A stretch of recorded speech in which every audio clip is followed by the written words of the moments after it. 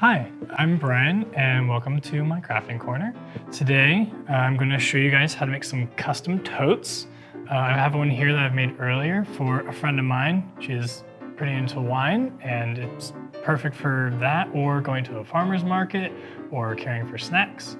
With that, I have some fabric paint that I'll be using, as well as some stencils and some tools that I'll be needing to use that we sell on our site. Without further ado, let's get into it. First, I'll be picking out the letters that I'll be needing so I can get the spacing right on the tote. I have previously cut out my stencils, which helps out a lot because here I'm able to space it out. I'm going to use a ruler and some tape. This looks like it'll go good out here. Now that I got that down, gives a much better representation of where my letters will be going. I'm going to start out with some black for the text, but I like the paintbrush so it's a little more refined, a little more accurate. Just kind of line it up on the tape that you have and start going in.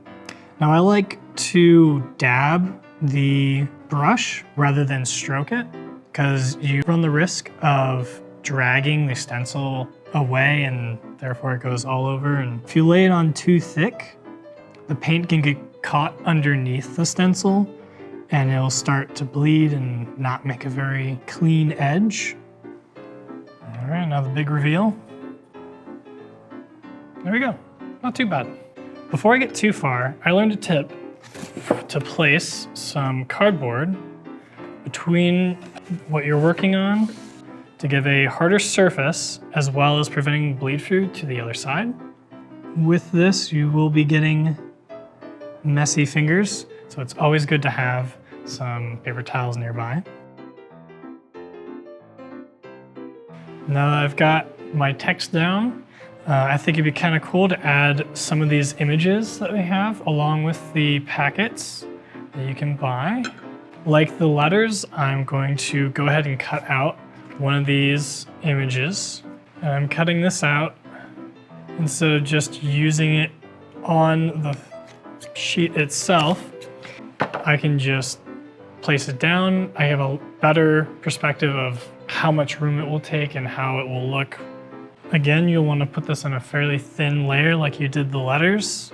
Even though it's a big splot of open area, you don't want to get too crazy with it or else you'll have bleeding from underneath the stencil. I'm going to go ahead and use a new brush for a new color. And there you go. Healthy from my head to my toes. Thanks for watching, guys. I hope this inspires you to make your own totes.